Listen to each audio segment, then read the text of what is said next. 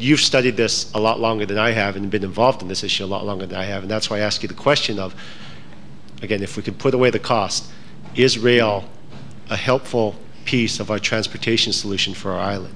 Not if a major concern is traffic congestion. I think you'd be much better off with what is essentially a proper regional bus rapid transit program using the managed lanes, hot lanes. I think that much greater opportunity for commuters to go door to door without transfers. Transfers kill.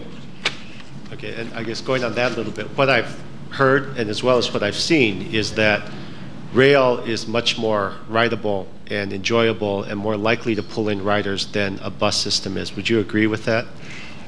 Not really, because when you get down to what motivates people to use public transportation is when they can save time.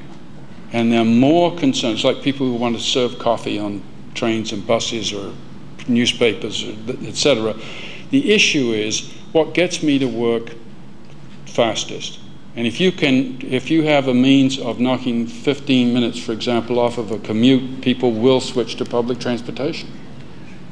Agreed, but it's not only just the travel time from when you get on the bus or rail to when you get to your endpoint, but it's how long do I have to wait for that bus to pick me up for that rail, and so the head times and the total trip, door to door. Right, and again, we've heard the argument, and I believe it, that buses are stuck in the same traffic everyone else is. Right, unless you have managed lanes, in which case they'll go at 60 miles an hour while the train goes at 20, 23, 24 miles. Okay, and I still have a problem with that 60 mile per hour statement because, like I said, I'm in the zipper lane and we're not going 60 miles an hour when we've got a dedicated lane. That's because they're allowing the HOV2s at the moment, and there's too many vehicles in the zipper lane. Okay, that's the problem there. Jumping to the other issue that I've raised with the hot lanes and adding that additional lane capacity on the highways is the local road capacity issue when you get into urban Honolulu.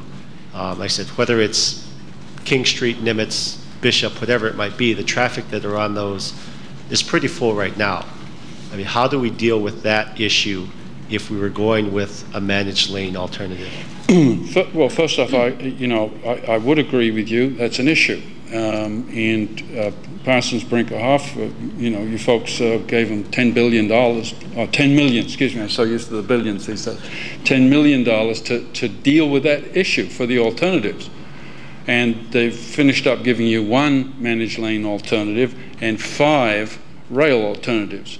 Okay? I do think that if they could have spent some time on that, as did Tampa. I mean, Tampa's distribution of the traffic coming off of their hot lanes, managed lanes, is quite extensive, both ingress and egress.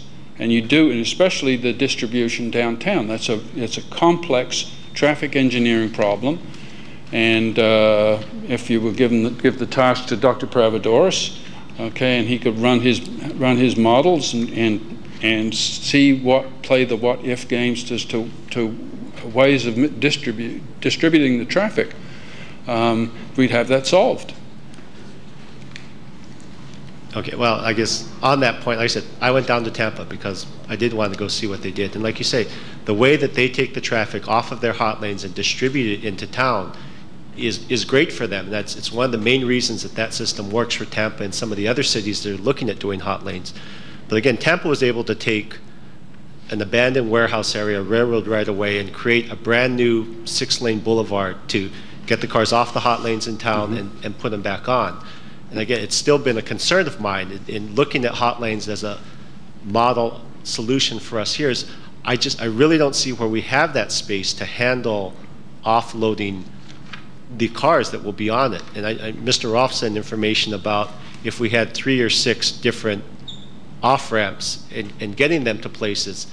But again, we don't have anywhere like Tampa has, and I don't know if you've been down to see it, where you can take that kind of space and have free-flowing distribution of traffic without the number of stoplights that we have in our urban center to deal with that situation.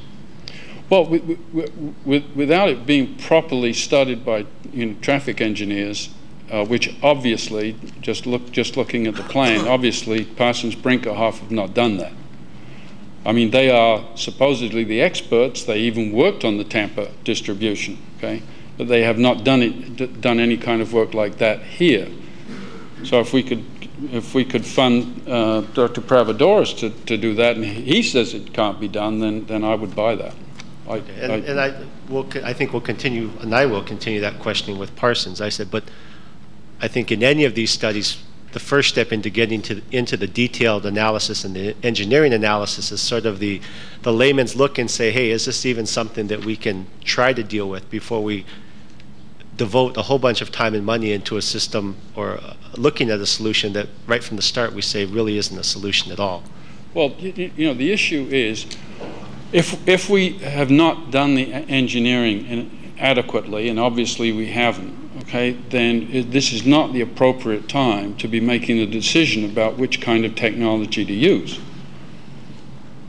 Okay. That should come when everybody finds that it's been reasonably exhausted and that one is preferable to another. I mean, it's like this whole thing of Tampa spends $400 million building what is a comparable facility. Okay, and here we have Parsons Brinckerhoff trying to tell us that it's 2.6 billion. That's a spread. As a businessman, I just don't buy that. You know, I think we all had that hesitation when we saw the 2.5 number. But I think it's just as questionable or uneasy for people to say, well, it costs 400 billion there. Let's double it and say it's going to cost 800 million to $1 billion here. I mean. We didn't do that. There's got to be, like you say, there's got to be some science to that, and I think that's part of what the task force that the council created is we've asked them to look at is, hey, how was that analysis, and is it real? Are there flaws in that analysis that got Parsons Brinckerhoff to the 2.5 number? Well, they don't seem to have a problem with the thought that the soft costs, the consultants' costs, architects, etc., is nearly twice as much for this particular managed lanes project as what cost the entire project in Tampa. And they don't seem to have a problem with that. That seems fair and reasonable to them.